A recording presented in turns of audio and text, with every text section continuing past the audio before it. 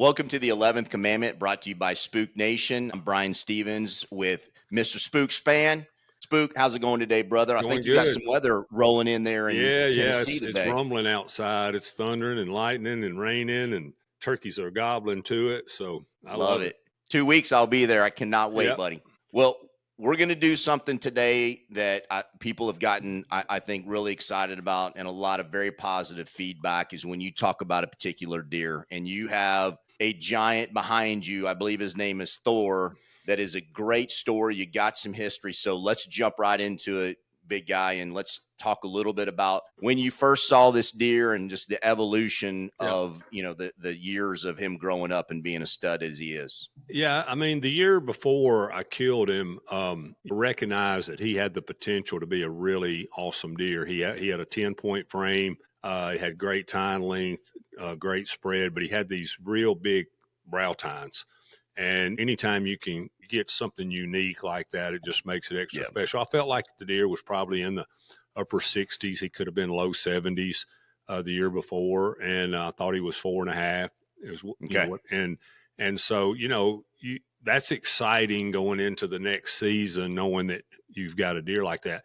Now I hadn't seen this deer in the summer or like leading up to hunting season like I do a lot of times, which is always concerning. A lot of times the neighbors had these big crop fields, and according to where the beans were at, some of the bean fields you can see easier than others, and they rotate the crops every year, so you don't ever know where some of the deer are going to be eating on the beans, and it could be in a place where you can't see them. So Did you have an idea of where he might have been bedding, Spook? Was there any kind of isolated sanctuary areas, or was it just so vast well, you had a yeah, hard so time even knowing? no, so this farm, I mean, it's set up. I mean, I had a big sanctuary of 600 or 700 acres of Oh, wow. 20-year-old planted trees, and so that's generally where they're going to stay. And I never went in that sanctuary. And then I'd always plant the food up around it, and I had a 5-acre alfalfa field, and I'd plant corn and beans and brassicas and clover and just have everything out there for them. Yeah. And I got some really good soft edges and some little grown up areas with tall warm season grasses and willows. It just makes great little staging areas and great little places for bucks to lock those down. So they just love those little places like that. And so what I always like to do, I like to hunt that transition area that goes from the sanctuary to what a lot of people like to call a soft edge, which is mainly the grasses and weeds and the willows, and then it comes out into the crops or that I have planted for them. But we had a lot of acorns that year, and I wasn't seeing that much, wasn't getting hardly any action on the trail cameras in the food sources that I had planted. I just decided I needed to do a little bit of scouting and see if I could find an alternative. And there was an intersection in one spot, and it's kind of a unique place where two old, I wouldn't even call them logging trails because it's in the planted trees area. It's just trails that got left in there after they planted the trees, and we keep them bush hogged out. And there's a creek drainage there, and where these trails come together and cross that creek drainage is a great place. There's 2 big oak trees there that were loaded with acorns, and I found 2 or 3 big rubs and a couple of big scrapes there. Okay. Even in mid-October, which was kind of early to find big, somewhat active scrapes, but I just Yeah. felt like that they were just, being in that intersection right there in that little ditch and those 2 big oak trees. It was just a kind of place. And even if we didn't get a shot or see the deer like in October or mid-October, I really felt like that once we got into around Halloween and that pre-rut, that first week of November, I thought we would have an excellent opportunity right there. Yep.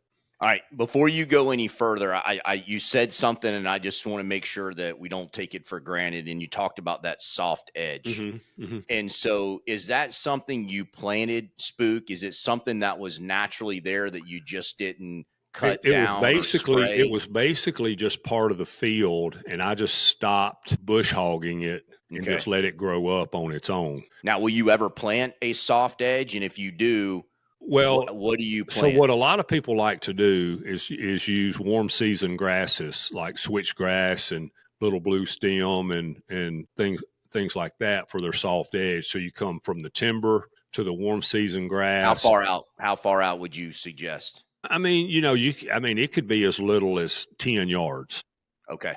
10, All it right. could be 5 yards, but I would suggest like 30 feet to 60 feet wide. And the bucks like to just stand in it because they think they're hid, and then they can look Yep. out into the Yep. cornfield or bean field or whatever and kind of analyze the situation before they ever step out there. And it's a great way to get deer to step out where you can see them and hopefully get a shot before it gets dark. And they So, stay in the yeah. woods. And I've always Yep. kind of called them transition areas. A lot of people like to call it a soft edge. Yep. And another thing I really like to do too, if you've got enough room, I like to plant about like, I don't know, 5 to 10 rows of pines in the edge of the woods. If it's a place you're going to keep and you're going to have for a while, and then do the warm season grass and then your field, because a lot of times those conifers, those deer will just bed down right in those pines that close and might not even go back deeper into the sanctuary Okay. sometimes, especially during the rut, because Yeah. bucks can hang out right there in the pines, and they're right there in the edge of the sanctuary. They're in the edge of the soft edge, and any of the does that come out there to feed in the evening or at night, they can smell them. So Quick access. and kind of what I did on this particular farm, it's kind of like bottomland type area, and so willows grow really fast. So I just let the willows grow up in this little slough, and that was kind of my soft edge. And then I did a little bit different. I came in on both sides of those willows and grass, and I planted both sides of it. Whereas some people might say, well, I would just plant grass between the sanctuary and the willows. But what I found is when I did a quality food plot, most of the time that would be a really good brassica, clover, wheat mix, something like that. Okay. In between the sanctuary and the soft edge, and then on the outside of the soft edge was say the cornfield or bean field or alfalfa field, they'd come in that food plot between the sanctuary and the soft edge 2 hours before dark. Really? I mean, it was amazing how much, because it would get shaded quicker because it was kind of blocked from the sun from both sides. And I would get midday pictures. You could tell they were just laying right there close to it, because you get a picture of a buck when it may be in August, and he would come out there at 4:30 in the afternoon and eat after it was in the shade. And then next day, it might be 12 in the day, according to the moon phase. You might get a picture of him feeding at noon the next day. Wow. And so I think having it backed right up to the sanctuary, and then having that cover on both sides of it, and making this particular farm, it was kind of narrow.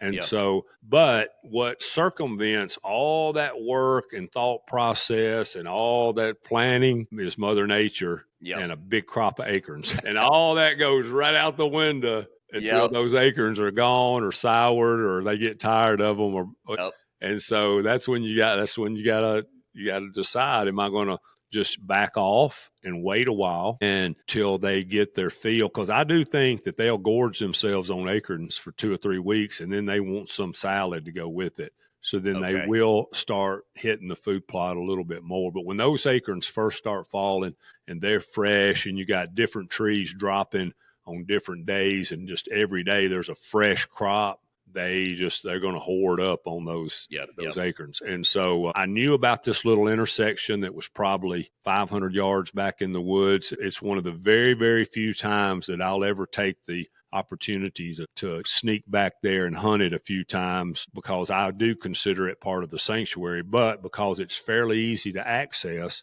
and it's got those, trails bushed that we've kept bush hogged, I could sneak in there pretty easy without affecting it too much. So, but that's what we did, and we went in there and put up a ladder and a lock on, and did the things that we've mentioned before. We put some cover on on the ladder around the seat and around the lock on. I like to use cedar limbs or bushy oak limbs, pull them up there. I like the cedar because a lot of times those leaves dry out on those oak limbs. And while it makes Yeah, good cover, it's a little bit noisy. If you for brush sure. your coat sleeve or your bow limb or something, it'll make more noise. If it's that cedar, it stays green longer and it doesn't make as much or any noise. So that's just another little tidbit that if you Now, how have do you cedars, secure?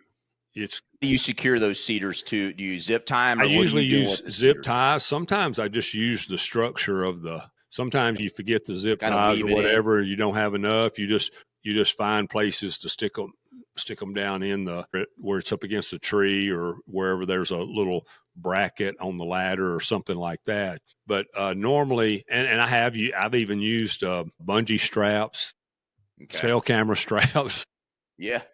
just Whatever it just takes. whatever you have. But those big heavy zip ties probably work the best. Yeah, for Yeah. sure. Now, are you wearing gloves? I mean, obviously, I know you're not talking much when you're going back in there and doing that. Is it middle of the day? What are some of the things that you are your go-to practices? Yeah, so I always try, obviously, being quiet, going in the middle of the day or two things. I mean, so it's according also to how soon you're planning on hunting it. If you Okay. found this spot and you think, man, I need to be in here tomorrow, then you even got to be more Methodical. careful. If you see something, let's just say today, and I saw this little front coming and this rain, thunderstorm come, that's a good time just to put on your rain suit, load up on the tractor or truck or whatever, and just pull in there and get it done. Put your rubber gloves on and put it up while it's raining or Yep. winds blowing really hard. Out of the sanctuary. I mean, you don't really want to do it when the wind's blowing directly into where Right. you think they're bedding, so yeah, you just pick out. But here's the other thing, that all sounds good in theory when everything's working out. But let's just say you need to get your setup in there. You have something restricting your time, or you're 6 hours from home or whatever. The wind's not right, the weather's not right, but you got to get it done. I just say, man, it's got to go for it. You just go in there and get it done in the middle of the day. Get out, wear gloves, be quiet, and give it a few days to rest. And when the weather's right, the moon's right, the wind's right, the different things that need to come together, then you can go in and hunt it. I'm not one of those who necessarily thinks that everything has to be perfect before you hunt or before you put up a stand or whatever you're doing every single time. Sometimes it's just based on what's going Yeah. on at the time with your life, with the weather, with everything's not going to work out perfect all the time. But I'm just like, I just go for it. Yep. Well, control what you can control, the Exactly. controllables as much as you can, as you're saying. And if you have the ability, the extra attention to detail typically pays off. But you're also saying that, look, life, sometimes you got to go with what you're dealt. Yeah, I mean, I'll say what always says: "Wait's what broke the bridge." So, Yep. we ain't, we can only wait on perfect situation that may never happen so long. So usually, I'm just for like, let's just go in there and get it done, because my philosophy is, especially if you can drive a tractor in, is that these deer are so used to hearing farmers and different Yep. things. I mean, I had a couple guys tell me, said, "Man, just pour diesel fuel all over you, drive your diesel truck in there, and act like you're working on the tractor and hammer and bang and push." They said they won't think nothing about it. I don't go quite that far, but Yeah. uh, Pouring a diesel on myself. I try to hold off on that, but driving the tractor in, I'm down I with do that. have a story. I do have a diesel story though at some point. Okay. All Yeah. right. All right, so you went in there and you got an intersection, you got an oak tree, so where you want to set up. You've set up the stand, you got the cedars on the ladder stand. Then what's next? Yeah, so you get to where you feel good about it. You get your bow hanger up there. You got an idea where. I mean, I try to even keep extra ozonics brackets where all you have to do is just get up there and snap it on, and you don't have to get up there and screw. Just little things like that. If it's a spot where you're going to hunt it and you're going to hunt it, every time there's a good opportunity, then as many things like that as you can get prepared, the better. Well, And the people Think that, real quick yeah, yeah. on that, Spook, Mhm. is think about in the mornings how many times when you go in the morning and you don't have stuff set up and you're clinking and ding. So It's, to slip in there and just set your bow up, yeah, put the yeah. ozonics up, taking that extra time, especially in the mornings. I've screwed up so many hunts by not It's a nightmare. taking the time. It's a nightmare, and you'll just drive yourself crazy trying to be quiet, and it's almost Yeah. impossible.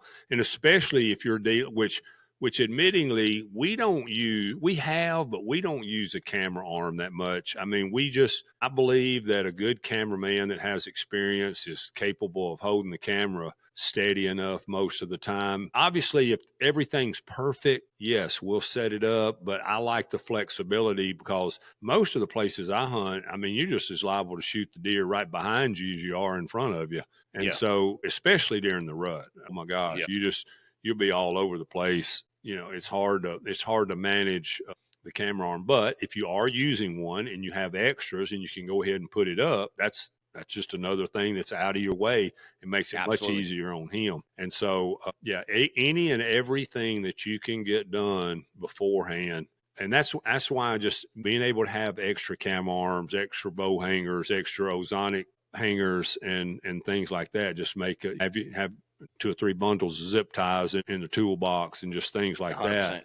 allow you to get that done. But that's just part of the important preparation that you have to go through. And a lot of times, you'll go to all that trouble and you'll hunt it a couple of times and you'll say, you know what, for whatever reason, this is not working out like I thought. It's not. You may notice a place 100 yards down the creek somewhere where they're crossing, and you're like, oh man, I didn't Yep. realize that, or for some reason, or maybe there's 2 more newer oak trees down there dropping acorns fresher than the ones you're sitting on, and then you got to turn around and move it all again. Yep.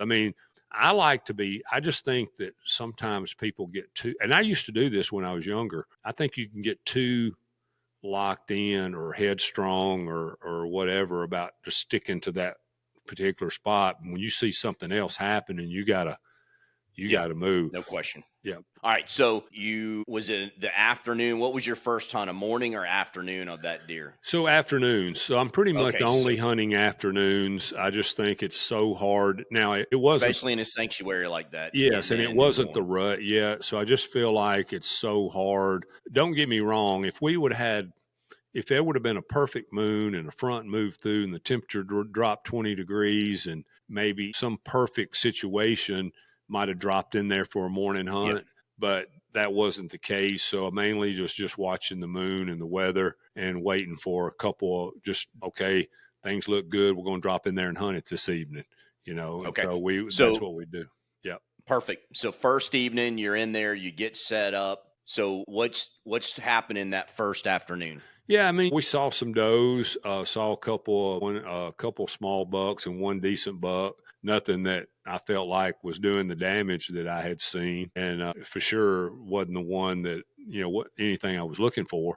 But I was encouraged by the traffic that was coming through the little funnel there and the crossing at the creek where the 2 trails came together. So I felt good about the spot, and I thought Mhm. I told my cameraman I felt like that first week of November is really when it would happen Okay. because just more so in a buck traveling or the buck we're after traveling through there. And I actually thought that I knew it would be a great morning spot in the rut. Okay. All right. That was one of the things I was really looking forward to, but we didn't make it that long. That's a good problem Yeah, to we have. didn't make it. Yeah. That's a good problem. Now, did you didn't know this buck was still alive and that he was in the area? You felt like he was, but you Well, didn't know 100%. exactly. I hadn't seen him, but I had a guy that works nearby Okay. and lives nearby that had told me he had seen a really good deer, and the description he gave I knew was a really good deer, and he grew up there and had lived there all his life, so he knew the So, difference between yeah. a mediocre deer and a monster. And he had seen a deer a couple of times. One time he said it crossed the road, which I hate it when you see a big one crossing the road or gets run over or something, but which is just going to happen sometimes. But he had seen it, and I felt like with the size of the rubs and the way they tore up. And listen, I've seen 2.5-year-old with a 16-inch spread walk up to a tree this big around and just wear it out. But a lot of times you Yep. look for the amount of damage and the depth of the Yep. gashes in the tree and that kind of thing to feel like it's a heavy buck that's getting aggressive. And I felt Okay. like that's what this was. And So what was the time of the year that we were getting to where countdown's happening that you're getting closer and closer to this deer? so it's in October, which is So it's still October. It's still October, so which can be very difficult time. The moon, the two best moon days, the harvest moon, red moon, is usually really, really good. It Yeah, I know you actually, talked about this that. was one particular buck that it didn't happen during that time. We Okay. did have a little front move through. It wasn't anything significant. We had about a 10-degree temperature drop, but a front's a front. And Yep. temperature change is a temperature change, especially if it's for the cooler. Sure. And I just felt like that was the time to drop in there. I want to say it was around a lot of times I can remember the exact date, but I want to say this was around the 1st. Okay, you're And getting towards the end of yeah, October. yeah. So, but we still weren't into that pre-rut No. time, Yep. Yep. which is usually just the day before or Halloween day. Yeah. Yeah. Yep. Okay. So getting to Mm-hmm.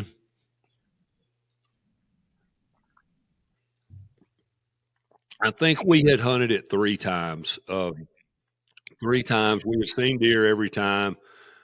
We had gotten out, done a really good job getting out. One of the good things about hunting a spot like that back in the woods is a lot of times, especially if you've got a good access point, a good place to get out, a lot of times when those deer come in there to feed on those acorns on those good days, they'll stay for about 15, 20 minutes and then they'll move on, yeah. So you're not, whereas if you're hunting the fields or you're hunting a field edge or a food plot edge, a lot of times they get out there and there'll be deer coming in it constantly and you'll be there. They'll be there for an hour. So it makes it harder to get, sometimes it makes it even harder to get out. Sure. Was there a reason, Spook, you didn't put a camera up in there just to see if he was showing up? So we did put a camera up. I probably should have put 3 or 4 up, but I was nervous about doing that close to when we were getting ready to hunt, and we didn't get a picture of him. Okay. But that would have taken, there's probably, when you get up there and look at it, there's probably 10 different routes a deer could have taken Yeah. to cross in there. And then you're kind of deciding, are you going to set it up on the acorns or are you going to set it up on the trails? I actually set it up on one of the scrapes. We got a few little Yeah. mediocre bucks coming up there and messing around, but never to get a picture of him. But if you got a good spot, you got food, you got sanctuary, he's likely living in the area. Just because you don't get a picture doesn't deter you from still hunting that spot and and being persistent with it. I mean, in a little bit, granted, you're kind of, and I say we didn't get it. We actually got 1 or 2 pictures of a deer passing by so fast that it was kind of a blur, and you could see a decent sized rack that I think it could have very easily been him. Okay. But it wasn't good enough to say, "Oh my goodness, this is a shooter." I felt like it 200-inch was, deer.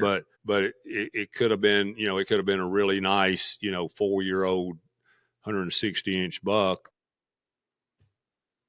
For sure. It was just wasn't a good picture. Got it. Okay. All right. So you're in the stand, and let's talk about the night of him coming in and the magic happening. Was it early? Was it right before dark? No, Let's talk about that. I mean, we had good light. I think, Okay. you could say it was probably around sundown, and Okay. which is another thing is part of what's, good about being back in the sanctuary just a little bit, because you feel like he's not that far away a lot of the time. And Yep. so it was early enough, good enough light. We got great footage. And when I saw him coming, he had kind of a light colored rack, as you can tell. And when I just put my binoculars up, and when I saw it and I saw this drop kicker coming off here, and I saw the brow tines, I was like, oh, that's got to be him, Love regardless of whether I thought it was him or not. it. It's like no brainer. So yeah, we was like, this is the deer we're going to shoot. Hey, real quick, tell your no brainer story. Yeah. So I've heard you say it before. It's a yeah, good one. it was priceless. It's one of the highlights of my hunting career because it was my first 200-inch mule deer, and I was hunting with bucks and bulls in Utah. I had a guy guiding me that's name was John Lundini, and he was real serious about his job, Yep. which I had tremendous appreciation for. And we Yep. had a really good time. So that morning we had actually, so Dad was with me and his guide, and we were looking for this deer. So we spotted him in some real thick stuff. Well, Dad's guy said to this, that's him. And they called him the hook buck because he had double hook cheaters off of each G2. So he was very recognizable. And so I looked in the spotting scope and I saw him just turn and go into a thicket. And I just saw the frame and the hook cheaters. And I was like, oh my gosh, that's no, for me at the time, I was like, yeah, this is a deer that I would definitely shoot. Yep. So that afternoon we get set up in an area where we can see down into where he went to bed that morning. And John's so serious. He said, now, Spook, you got to understand these young guys tend to get excited. And said he talked with such seriousness and conviction when he was just like, you would have thought it was the three of us with Mark planning a extraction from the Bermuda Triangle or something. And he's just all into it. He said, these young guys tend to get excited.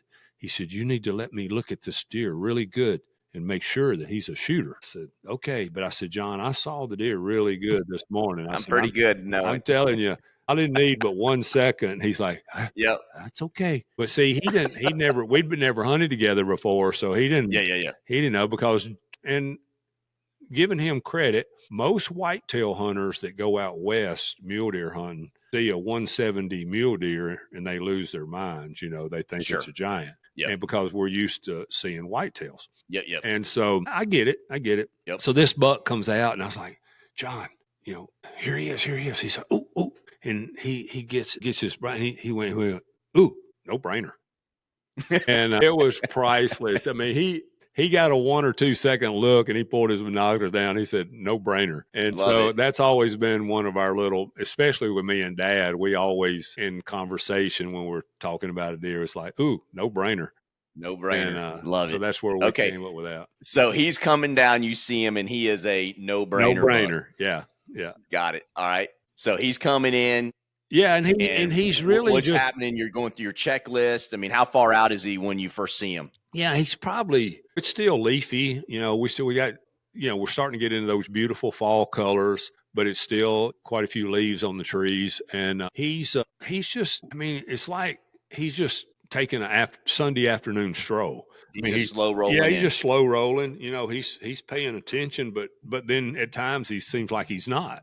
And you can just tell he's relaxed. He's comfortable. He's relaxed, which is always good because you feel like, okay, if he's on an angle that's going to bring him close enough for a shot, I don't see anything that's going to mess this up. The wind's good. You're going through your checklist. You're making sure there's not a stick in your cam. Your peep sights turned the right way.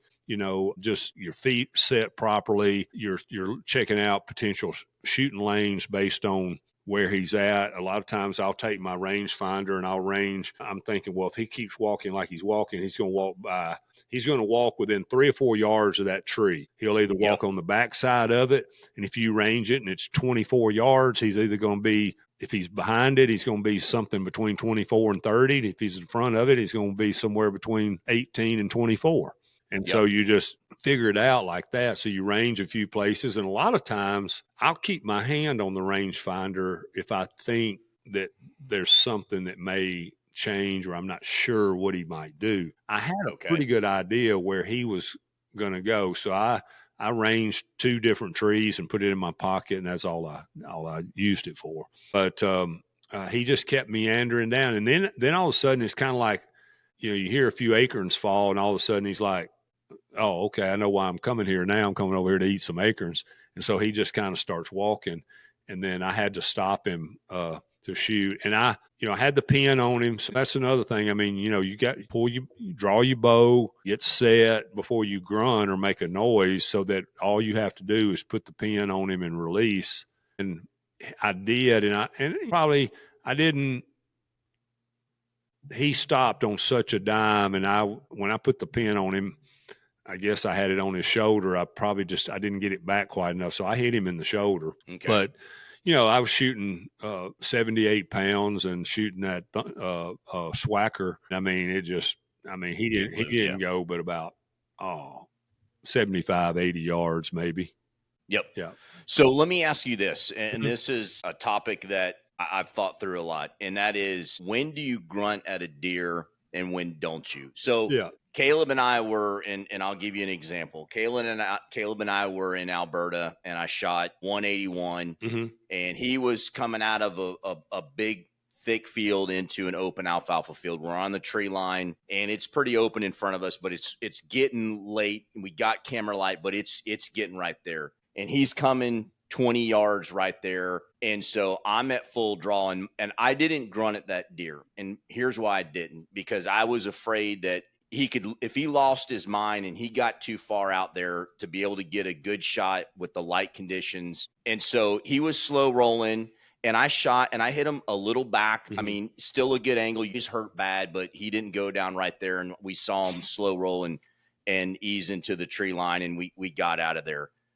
I guess I could have easily very softly grunted. I mean, when do you grunt? When don't you grunt? What are the things running through your mind? So a lot of it, you're reading the situation and the attitude of the deer. Okay. And how aggressive is he? How fast is he walking?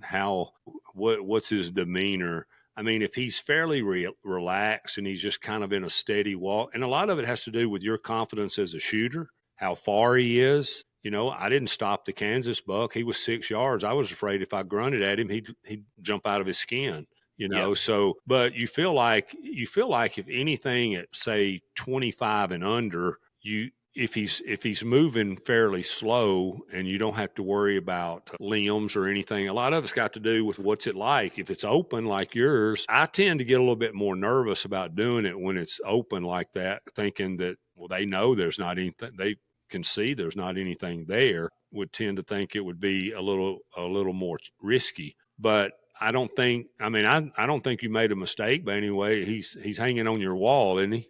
Yeah. So, I think you did fine.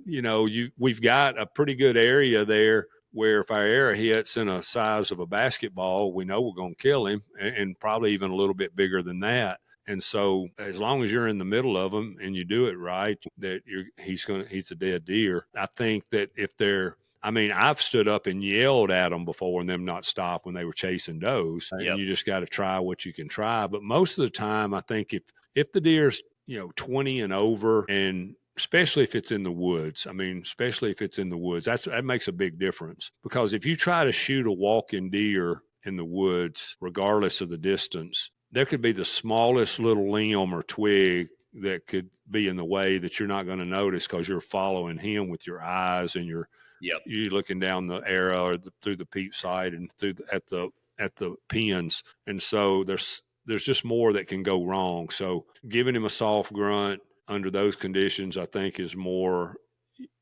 I think that if he is under 20 yards and it's open and a confident shooter, I don't think you necessarily have to. No, I appreciate that feedback, and that's good. I mean, people are going to be posed with that situation at some point, Yes. and I Yes. like the contrast that you provided. And look, having confidence too in your equipment. I was shooting a swacker and enough poundage, and the reality is that deer died within minutes of him going in the woods. Yeah. But we backed out and did the right thing, and the angle was good and all of that. So I got some people criticized me for that scenario, but like you said, he's on the wall, and Yeah. he is one of the biggest deer that I've shot body size to. He's almost 350-pound deer. He's Yeah. like a dang steer. Yeah.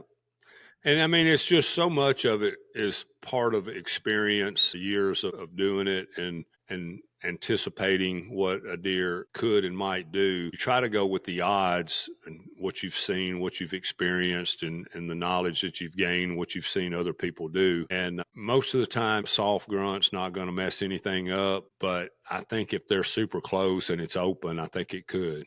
I've Okay. seen it. I've All right. seen it mess them up before. I've seen them just, and it kind of what happens is they just take 2 or 3 big jumps sideways and they get alerted, and they're further, and now you don't know the distance, and things Yep. just start happening at a more rapid pace, and all of a sudden your perfect little planned hunt that you had in your mind just got blown up, and so now you gotta figure it out real quick. Well, in that deer, when I shot, he didn't duck. I mean, he was close enough. He didn't duck. That deer spooked, and I've had that happen. I've had a deer bounce out, and then you don't compensate for them being on alert. You shoot, and they duck, and then you got that to factor in too. Exactly. So you just got to rethink each situation. Yeah. All right. So deer is shot, and you're obviously excited. You feel pretty good. This is Thor, right? Or do you still not know? Yeah, well, I hate it. I mean, I saw him carry the air off. I could see it sticking out of him. So then you start evaluating how deep did it go, and there again, it just comes into how much confidence do you have in your equipment? Your bow, your broadhead, your arrow weight, and those kind of things. I felt like that I had enough power and kinetic energy and weight that it got into the lungs, and it did. But it's always nerve wracking when there's nothing better than seeing it slurp up right in there behind the elbow, and you just know when you hear that whack of the shoulder, it bothers you. Can't help but bother you a little bit. But it was fine. It worked out good. I mean, the excitement there again, just the matching wits with a deer like that and being able to successfully the challenge of putting yourself in the position to have that opportunity is so gratifying because you're in his home, and he's got most of the advantage of a big area, and pinning that deer down to a specific spot that's maybe a 80-yard circle that's a true challenge. Yeah, no question. And it's just so gratifying. We do all this stuff. We love it so much. We talk about it. We do podcasts. We do TV shows. We do hunting shows. We, sit around the campfire and we talk and talk and talk and talk about it just for that 5 seconds. And it's just so priceless. I don't even know. It's just hard to explain. I don't know that there is a good explanation for how awesome it is. Well, look, for those that bow hunt and do what you do, what I do, and love, they get it in the sense of it's hard to describe to other people that don't bow hunt and go through the trials and tribulations and the many failures and the successes. And when the successes happen, man, it's sweet. And like you said, when you can then elevate it to a mature 5.5+ year old deer in their bedroom, in their house, and that deer not know that you're there, that's taking it to a whole different level. Exactly. And I don't want people to think it's really just what challenges you. If the biggest buck in your area is a 3.5-year-old 125-inch 8-pointer, and you're on public hunting or in the hills of PA or the hills of Tennessee, you need to be tickled to death and happy. If that's a good deer for your area, for your situation. You met the challenge. You did great. And as we get more experience and more older, we just tend to elevate our challenges. Yep. And so I don't want everybody to think it's just about a 5.5 plus or a 170 plus or 200 plus. It's really just about what's the biggest challenge to yourself that you want to make. And a lot of that's dictated by your time available in the woods. I have guys tell me all the time, well, I only get to hunt 1 week a year. So I totally get it.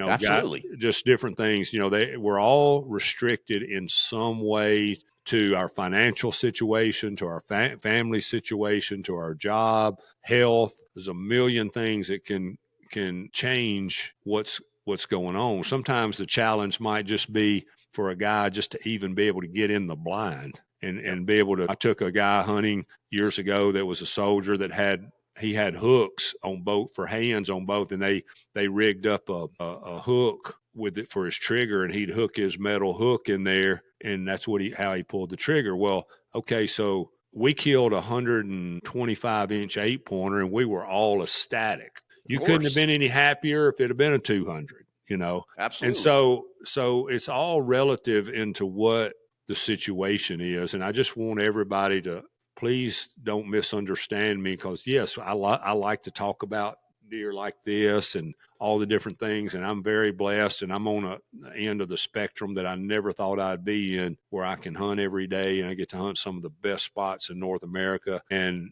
you still have to have the knowledge and the commitment and all the things that go into it that we talk about all the time. But also I do have good opportunities, and I know it's not that way for everybody. Just challenge yourself. It's what you'd like to see. I have guys all the time tell me, I used to shoot deer like this. I shot this. Now I'm trying to kill a 160 plus, or I'm trying to kill a Yep. 170 plus. And that's awesome. That's awesome. Yeah. Just challenge yourself and enjoy the challenge and the hunt and being in the outdoors and a part of God's creation. And don't worry so much about what your buddy thinks or other people think. Amen. Just do what makes you happy. Well, so there's two things in there that you said that I think get overlooked sometimes, and it's one, being in the outdoors, and it's God's creation. And for that person who only gets a week, a year to hunt, yeah, they want to shoot something. There's no question. I'm sure Absolutely. that is top priority, but it is being in the woods. It's hanging with your buddies. Yeah. It's the early mornings. It's the sunsets. It's the just experiencing all those beautiful things that year. I promise you, go into it just as much as killing an animal that you got to soak in and appreciate it. When I try to describe people that I work with, those aspects of why I love what I do, it's hard for them to understand until you actually go through it and experience it. Yeah, it's hard for people to get it until they've done it, and most Yep, everybody gets it pretty quick after they've done it. So absolutely. it's so many things. There's so many things you see and experience that have nothing to do with the actual challenge that you've put before yourself. And I could sit here and tell 100 stories or 1,000 stories of different things I've seen, from hawks dive bombing and catching squirrels to a hawk coming down and fighting a turkey and all kinds of stuff. Absolutely. And those are just special things that you see. And then experiencing. Another thing is just experiencing the fun that you and I and Billy have had together, and that we've had with our kids or our spouses or other buddies, and the laughter, and you kind of forget about some of the negative things you might have going on Oh, in your life. And a lot of times, your guys you meet, like you and I, who were separated by several states, found each other through the hunting world and have become really, really good friends. And then here we yep. are doing this, we're having a good time. And so those kind of things are priceless. And some of my best business opportunities, some of my best friendships, and all those things have all come as a result of hunting and fishing. So it's just, it's not all about this. This is part of the reward, but it's about a lot of other things too. Nope, absolutely. Well, buddy, as we wrap this up, and like we're saying, this is not just about the score of the animal and those things, but in this Well, situation, I since you do think, mentioned it, 207, but go ahead. and that's where we're going. So here's the crazy thing about that deer, though, brother. That deer you said at 4, so you think he's 5.5 when you kill him. Mm-hmm. 160s. So he went from 160s to 207 in that year. And that's an attribute to the nutrition, what can happen. I mean, so I just want you to kind of wrap up on that. Like, that's a big jump, but you attested to the nutrition and obviously good genetics too. Yeah, there's a lot of things that go into it. I mean, we've had deer that didn't jump near that much. Correct.